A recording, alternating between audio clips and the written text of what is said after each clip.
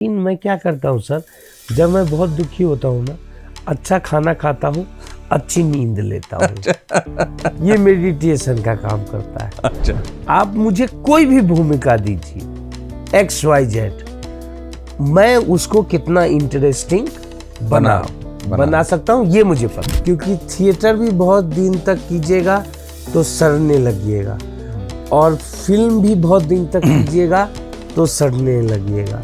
तो दोनों के बीच का रास्ता बनाइए। आप इतने प्रोफेशनली, इतने व्यावसायिक, इतने अच्छी एक्टिंग में शो कीजिए कि 1-2 शो करने के बाद लोग बोलने लगे, जाओ वो शो देखो, 100 रुपये की टिकट लो।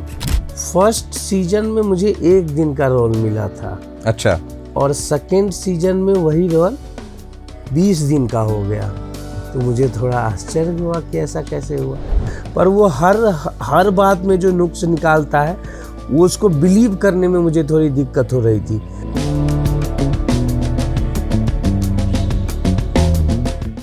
इतने बदनाम हुए हम तो इस ज़माने में, तुमको लग जाएंगी सदियां हमें भुलाने में। किसी शायर ने ये शेर शायद कभी दिल तोड़ने वाले अपने महबूब या फिर किसी दुश्मन को अपने कद का एहसास दिलाने के लिए लिखा होगा। पर यह शेर फिट बैठ रहा है आज के हमारे गेस्ट, बॉलीवुड के विख्यात एक्टर, पंचायत सीरीज के बनराकस दुर्गेश कुमार पर। दुर्गेश जी, जिन्होंने सपना देखा इंजीनियर बनने का, फिर थिएटर ज्वाइन किया अपनी पर्सनालिटी को डेवलप करने के लिए, लेकिन थिएटर करते करते उन्हें यह एहसास हुआ कि थिएटर और उनकी पर्सनालिटी बनी ही एक दूसरे के लिए है, और फिर ये रंगमंच में ऐसे रमे कि उसी को अपने जीवन का आधार बना लिया। आज दुर्गेश जी को बॉलीवुड में काम करते हुए लगभग 11 बरस हुए, और इन्होंने अपनी मेहनत और एक्टिंग के दम पर अपना एक मकाम हासिल किया है। दुर्गेश जी, बहुत बहुत स्वागत है आपका हमारे गेस्ट शो में। शुरुआत हम करेंगे पंचायत सीरीज से ही, क्योंकि पंचायत आपकी लेटेस्ट सीरीज़ है और सबसे ज़्यादा शोहरत भी आपको उसी से मिली है।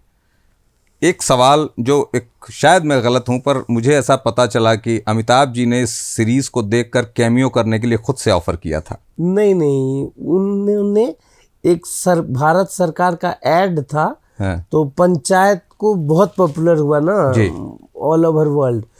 तो वो एक एड कंपनी ने हायर किया कि अमिताभ जी भी रहेंगे और जो इम्पोर्टेंट कैरेक्टर्स हैं वो मिला के एक ऐड बनाया। तो वो आया, तो उसके बाद लोगों ने बोलना शुरू किया कि शायद अमिताभ बच्चन भी आएंगे क्या, अमिताभ बच्चन भी आएंगे क्या। अच्छा, तो इसलिए फिर अमिताभ जी आए उसमें। तो ऐसा क्या खास था पंचायत सीरीज में जिसने आपको एक नई पहचान दी पंचायत में? आपको कैसा लगा पंचायत सीरीज में काम करके? कौन सा ऐसा, क्योंकि बिहाइंड द कैमरा बहुत सारी चीज़ें होती रहती हैं, कोई ख़ास अपना अनुभव बताएं हमारे दर्शकों को। सर, मुझे तो नहीं पता था कि इस कैरेक्टर को इतना पसंद किया जाएगा। एक्चुअली में मुझे पता नहीं था। फर्स्ट सीजन में मुझे 1 दिन का रोल मिला था। अच्छा। और सेकेंड सीजन में वही रोल 20 दिन का हो गया। तो मुझे थोड़ा आश्चर्य हुआ कि ऐसा कैसे हुआ। फिर जब मैंने पढ़ा तो मुझे लगा कि ये तो सही है। फिर मैंने किया, सीजन 2 हिट हो गया। मुझे लगा कि शायद धोखे में हो गया। फिर सीजन 3 आया, सीजन 3 भी हिट हो गया। तब मुझे लगा कि शायद मैंने काम अच्छा किया है, इसलिए लोग। और मेन क्रेडिट जो जाता है, ये जाता है TVF को, उनके दूरदृष्टि को, विजन को, और राइटर और डायरेक्टर दीपक कुमार मिश्रा और राइटर चंदन कुमार जी को मेन क्रेडिट उनको जाता है जी। कोई भी बनराकस करता उतना ही पॉपुलर होता, मुझे जो लगता है। आपका कोई यादगार अनुभव मेरा उस सीरीज को करते हुए? उस सीरीज को करते हुए मुझे यही अनुभव होता था कि हम तो मजे में जो करते हैं ना, ऐसा रहता है। टीम वर्क जो हमारा रहता है, तो मजे में अच्छा काम निकल जाता है। थिएटर के दिनों की कुछ यादें बताइए, खास अनुभव, आपको यादगार अनुभव आपके पास हो तो कोई? थिएटर के दिनों की यादें यही हैं कि मैंने फेल का भी एक्सपीरियंस बहुत किया है, और लकीली बार बार फेल होने के बाद पास का भी एक्सपीरियंस ज़्यादा किया है। तो जैसे मैं SRC एक ड्रामा स्कूल है, वहाँ 2 बार फेल हुआ, फिर पास हुआ, फिर वहाँ मेहनत किया, फिर NSD एक बार फेल हुआ, एक बार में पास हुआ, फिर NSD रेपेट्री में एक बार फेल हुआ, फिर एक बार पास हुआ, और फिर वहीं से मुझे हाईवे मिली। थिएटर के दिन मेरे काफ़ी मेहनत से भरे हुए और फोकस्ड रहे, जिसका फ़ायदा मुझे बॉम्बे में मिला। आज भी थिएटर करते हैं? जी, अभी लास्ट प्ले मैंने ओथेलो किया था शेक्सपियर का, जिसमें मैंने ओथेलो का किरदार किया था। तो लास्ट प्ले वो किया मैंने। अच्छा, फिल्म हाईवे से लेकर और पंचायत तक आपका जो फिल्मी सफ़र था उनमें काफ़ी चुनौतियां भी आई होंगी। जी। चुनौतियों के बारे में बताएं, क्योंकि चुनौतियां जब सफल आदमी बताता है और उससे उभर के जब आता है तो जो नई पीढ़ी है उसको बहुत एक ऊर्जा मिलती है। जी जी। तो चुनौतियों का जिक्र करें, कैसे आई और कैसे पार किया आपने? चुनौतियां तो बेसिकली मेन आई आर्थिक दिक्कत जो होती है जी। आर्थिक दिक्कत होती है। तो लेकिन मेरे पिताजी प्रोफेसर हैं, तो उन्होंने मदद की, लेकिन उनके पास भी कभी नहीं रहे। तो 1-2 रातें मैं भूखा भी सोया हूँ, और तभी किसी दोस्त ने मदद की थी। तो ये सब होता रहा, लेकिन मुझे लग रहा था कि काफ़ी लंबा समय हो गया था, मुझे लग रहा था कुछ हो नहीं रहा। लॉकडाउन आया, भगवान न करे लॉकडाउन बहुत गंदा रहा, पर मेरे लिए बहुत अच्छा रहा, क्योंकि OTT पर बहुत सारे मेरे काम, बहुत हुआ सम्मान, बिच्छू का खेल, वर्जिन भास्कर, और इस तरह OTT पे मेरे बहुत काम लॉकडाउन के दौरान आए, तो जिससे मेरा एक छोटा मोटा नाम बन गया। तो उसी में पंचायत भी था। बनराकस ने आपको खासी लोकप्रियता दिलाई। जी। इस किरदार को जो निभाया आपने, कैसा अनुभव रहा आपका? मुझे बहुत अच्छा नहीं लगता था, क्योंकि एक्चुअली में मैं वैसा नहीं हूँ। मैं थोड़ा पॉजिटिव आदमी हूँ, पर वो हर बात में जो नुक्स निकालता है, वो उसको बिलीव करने में मुझे थोड़ी दिक्कत हो रही थी। फिर मैंने धीरे से अपने गांव में मेरे चाचा लगेंगे बालाकांत चौधरी, उनका बिहेवियर कुछ वैसा था, तो मैंने उस चीज़ को थोड़ा नकल किया, मेमोराइज किया, याद किया उनके बिहेवियरों को। और फिर राइटिंग बहुत अच्छी थी चंदन कुमार जी द्वारा, उसको कन्विक्शन से करता गया। एक्चुअली करने में फिर मज़ा आने लगा। अच्छा, आपका वो देख रहे हो विनोद काफ़ी पॉपुलर हुआ। जी जी। एक बार चाहेंगे कि आप पूरे मूड से दर्शकों को वो डायलॉग ज़रूर सुनाएं।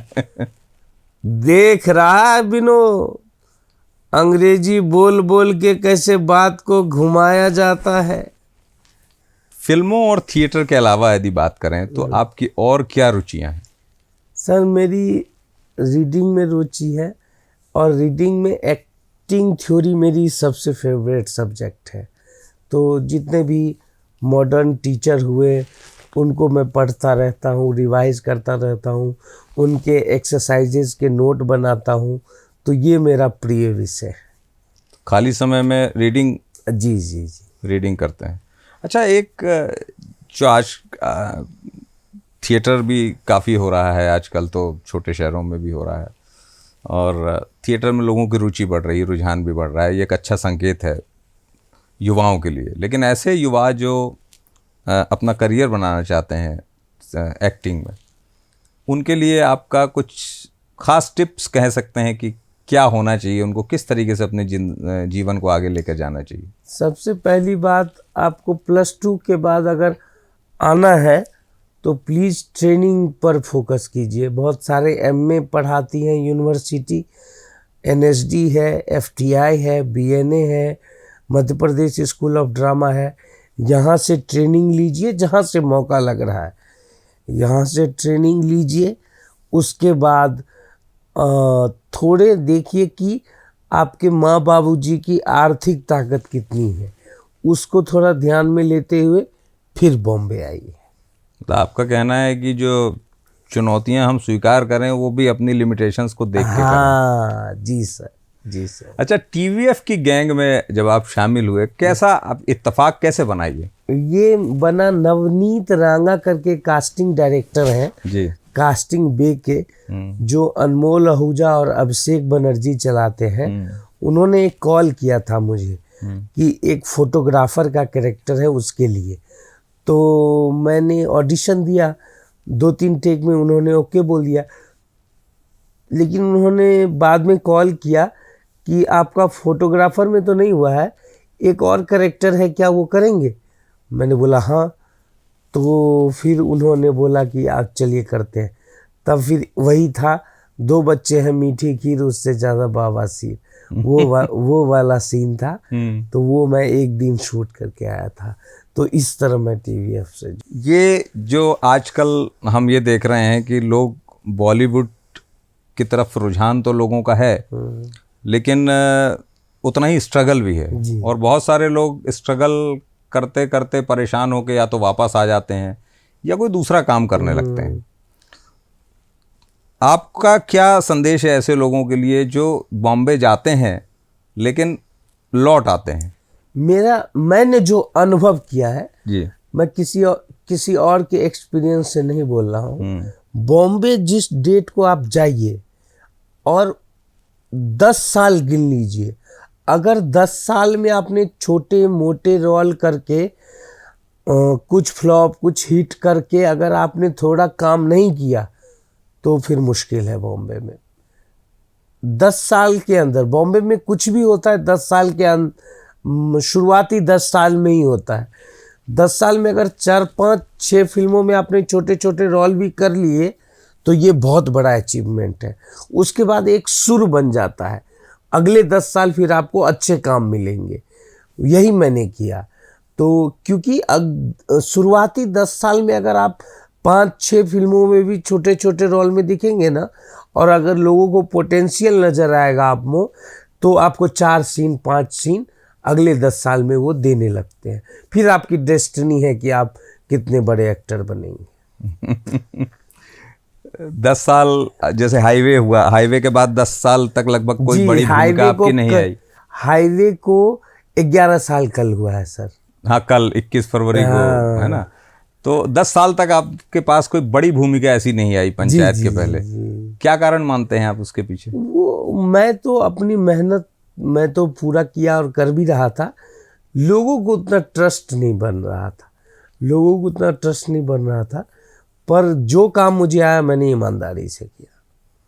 इसमें बीच में आपने कुछ भी नहीं किया, कोई शॉर्ट फिल्म बनाई या कुछ? मैंने 45 काम किया है। अच्छा, इस बीच में? हाँ, मैंने 45 काम किया है। एक्टिंग की जो इंडस्ट्री है, सही मायने में कितना कंपटीशन है? मतलब आज जो अपन देखते हैं कि जो 2 ग्रुप कह सकते हैं बॉलीवुड में, एक तो स्टार पुत्रों की बात कर लें या पुत्रियों की बात कर लें, और एक ऐसे लोग जो बिना किसी गॉडफादर के जाते हैं। ऐसा कहते हैं लोग कि मुंबई में माया नगरी में गॉडफादर का होना ज़रूरी है। इसको कितना सही मानते हैं आप? ये सर देखिए, गॉडफादर का होना क्या होना तो नहीं समझ में आता है, पर मुंबई का सक्सेस रेशियो है 0.001%। अब अगर आप इस सक्सेस रेशियो को माइंड में रख के मेहनत कर रहे हैं और लगे हुए हैं तो ही कुछ हो सकता है। आपको कहाँ मज़ा आता है, थिएटर में, सिनेमा में, या मतलब सिर्फ एक्टिंग करने में? मुझे सिर्फ एक्टिंग करने में मज़ा आता है, चाहे वो थिएटर में हो, चाहे वो थिएटर हो, चाहे वो OTT हो, चाहे वो फिल्में हो। मैंने एक ग्रामर सेट किया हुआ है, लगभग 25 साल मुझे काम करते हुए हो गए, काम सीखते और करते हुए। तो मैंने एक ग्रामर सेट किया हुआ है कि कहाँ कितना मीटर लगता है वो मुझे पता है। तो मैं थिएटर में भी जानता हूँ और उसमें भी जानता हूँ, और इसके लिए मैं निरंतर पढ़ता भी रहता हूँ। मीटर लगता है? मैं नहीं समझ पाया। मीटर लगता है कि मतलब जब आप कैमरे के सामने कर रहे होते हैं, हाँ। एक सवाल पैदा हो गया होगा, अगर इस चीज को देखिएगा। जी। लेकिन थिएटर पे करते हैं तो 50 लोग हैं, हाँ। क्या तुम मुझे जानते हो, उसके लिए अलग लगता है। तो कैमरा वो चीज है और थिएटर वो चीज। अच्छा, आपने एक इंटरव्यू में कहा था कभी कि एक्टिंग इंडस्ट्री जो है उसमें गला काट प्रतियोगिता या प्रतिस्पर्धा है, इसको थोड़ा एक्सप्लेन करिए कैसे। गला काट प्रतियोगिता इस तरह से है कि वहाँ आपको मौका देने के लिए कोई बैठा नहीं है। वहाँ मौका देने के लिए कोई बैठा नहीं है, आपको ही मौका बनाना है, आपको ही लड़ाई झगड़ा करके 1 सीन 2 सीन 3 सीन करते जाना है और उसी में से कुछ होगा। तो वो चीज आपको समझनी पड़ेगी। आज यदि हम आज से कुछ 20 बरस पहले के सिनेमा या 25 बरस पहले के सिनेमा की बात करें और आज के सिनेमा की बात करते हैं, कितना अंतर आप पाते हैं खुद से? यदि आप महसूस के ईमानदारी वाली जो राय आपसे पूछा जाए तो। सर पहले जो क्रेज था वो तो थोड़ा कम हुआ है हमारे नॉर्थ बेल्ट में। कारण? पहले जो क्रेज था, क्योंकि OTT आ गया, डिजिटल आ गया, तो वो चीज़ सब आपको थोड़ा माइंड डाइवर्ट की हुई है। और लॉकडाउन ने हमें ट्रुथ के और नज़दीक ले गया। हम कौन हैं, रोजी रोटी कौन देगा, खाना कौन देगा, इन सत्यताओं को जब ट्रुथ ने टटोला तो आदमी बोला यार 500 रुपया दे के टिकट लेके देखने से अच्छा OTT पे ना देख लूँ। तो लोगों ने इस तरह से सोचना शुरू किया, तो यही कारण लगता है। नहीं तो आप इसका कारण अच्छी स्क्रिप्ट या अच्छी लेखनी को नहीं मानते? नहीं सर, वो सब तो है, लेकिन आज भी लोग अच्छी स्क्रिप्ट लेके घूम रहे हैं। आज भी लोगों के पास अच्छी स्क्रिप्टें हैं, पर वो जो मेन लॉकडाउन ने जो और बताया लोगों को, वो चीज मुझे मेन लगता है कारण। अच्छा, आप बिहार से हैं। जी जी। क्षेत्रीय सिनेमा की यदि हम बात करें तो जो भोजपुरी इंडस्ट्री है वो काफ़ी रिच, मतलब काफ़ी समय से उसको पहचान मिली हुई है। क्षेत्रीय सिनेमा को लेकर, उसके भविष्य को लेकर आपकी पर्सनल राय क्या है? आप क्या सोचते हैं उसके भविष्य? जी सर, मैं मैथिली वाले क्षेत्र से आता हूँ जी। मैं भोजपुरी वाले क्षेत्र, मैं दरभंगा से हूँ जी। तो हमारे मैथिली में बहुत प्यारा काम हो रहा है। अभी मैंने Jackson hall national award winner director हैं नितिन चंद्रा जी के साथ किया, उनके साथ 2-3 काम किए मैंने। और एक अचल मिश्रा है, वो बहुत प्यारा काम करते हैं। एक पार्थ है, वो बहुत प्यारा काम करते हैं। और एक और निर्देशक हैं जिनको इस बार समानांतर के लिए नेशनल अवार्ड मिला मैथिली फिल्म के लिए। तो बहुत छोटे लेवल पे बहुत अच्छा काम हो रहा है सर मैथिली में, मुझे जो पता है सर। और बाकी जैसे पंजाबी सिनेमा है, ये इन या सब साउथ में अपन बात करें, हाँ, इन लोगों का तो बहुत बड़ा मार्केट है। मैं एक डिस्ट्रिक्ट छोटे से जहाँ लोग क्राउड फंडिंग करके अपना पैसा लगा के फिल्में बनाते हैं और नेशनल इंटरनेशनल लेवल पर उनकी फिल्में जा रही हैं, तो इस मामले में मैथिली अच्छा काम कर रही है। अच्छा जी जी, मतलब आप कह रहे हैं कि लो बजट की यदि हाँ जी जी। अच्छा दुर्गेश जी, अब एक पर्सनल सवाल आपसे पूछना चाहूँगा। जाहिरा तौर पे आपने अभी शादी तो नहीं की है? नहीं नहीं। क्यों नहीं की है, उसका कारण पूछ सकते हैं? क्योंकि वही ये इस कैरियर का एक वो है, कर्स भी है कि जब तक आप आर्थिक रूप से मजबूत न हो तब तक न करें। और निकट भविष्य में मैं गृहस्थ आश्रम में जाने वाला हूँ, लेकिन मैं अब आर्थिक रूप से मजबूत हो गया हूँ उसके बाद। तो वो सब सेट है कि किसके साथ नहीं आश्रम बसाना है? वो माता पिता के अच्छा विचारों पे ही छोड़ा हूँ। चलिए, बहुत खूब। अच्छा, अब युवाओं के लिए कुछ संदेश हम चाहते हैं कि जो इस इंडस्ट्री को ज्वाइन करना चाहते हैं, रंगमंच कर रहे हैं, उनके लिए कुछ एक सकारात्मक चीज़ आपकी नज़र में। 10 साल अपने शहर में थिएटर कीजिए मेहनत से, उसके बाद NSD BNA MPSD कर लीजिए और उसके बाद निकल जाइए मुंबई, क्योंकि थिएटर भी बहुत दिन तक कीजिएगा तो सड़ने लगिएगा, और फिल्म भी बहुत दिन तक कीजिएगा तो सड़ने लगिएगा। तो दोनों के बीच का रास्ता बनाइए। फिल्मों से थोड़ा पैसा कमाइए, थिएटर में लगाइए, थिएटर से आनंद प्राप्त कीजिए और फिल्मों में एक्टिंग कीजिए। बहुत सारे अभिनेता और निर्देशक हैं, वो आज भी थिएटर रेगुलर कर रहे हैं जी, और साथ में फिल्मों में भी अच्छा काम कर रहे हैं। हाँ। तो वो मुझे एक आप ही लोग के यहाँ के हैं कुमुद मिश्रा जी, जी उनका जो ग्रामर है, उनका ग्रामर है नहीं है ये पता नहीं, पर उनका जो ग्रामर है वो मुझे बहुत पसंद है। उन्होंने एनएसडी किया, उसके बाद बॉम्बे गए, निरंतर थिएटर कर रहे हैं वो, और निरंतर अच्छे काम फिल्मों में भी कर रहे हैं। जी पिछले साल आए थे और स्टूडियो भी पधारे थे। हाँ, तो उनका जो ग्रामर है वो मुझे बहुत पसंद है। कई एक्टर्स ऐसा कहते हैं कि जो उनको थिएटर से संतुष्टि मिलती है वो फिल्मों से नहीं मिलती है, तो अर्थ के लिए वो फिल्मों में जाते हैं और अपनी संतुष्टि के लिए, आनंद के लिए थिएटर में जाते हैं। अच्छा, एक सवाल और है, अक्सर आता है कि थिएटर, अपन कहते तो हैं कि थिएटर करना चाहिए, पर बड़े शहरों से छोटे शहरों में अभी तक थिएटर का वो क्रेज़ नहीं बन पाया है कि लोग फिल्में देखने के लिए जो पैसा खर्च करके 500 रुपये 800 रुपये का टिकट खरीदते हैं और 3 घंटे वहाँ पर देते हैं अपने, वो थिएटर में रंगमंच के लिए 50 रुपये का टिकट, मैं छोटे शहरों की बात कर रहा हूँ, मुंबई में तो अब टिकट पे अच्छे नाटक होते हैं, तो वो क्यों ऐसा हो रहा है? उसके पीछे आपका क्या सोचना है कि क्यों ऐसा हो रहा है? क्योंकि इसमें जो है, इसमें हो रहा है, जो सरकारी ग्रांट ले लेके जो लोग कर रहे हैं ना, उन्होंने खराब किया है। सरकारी ग्रांट मिला, उनको तो बस शो करना है, फ्री में शो कर देते हैं, तो पुरानी आदत पड़ी हुई है लोगों की फ्री में देखने की।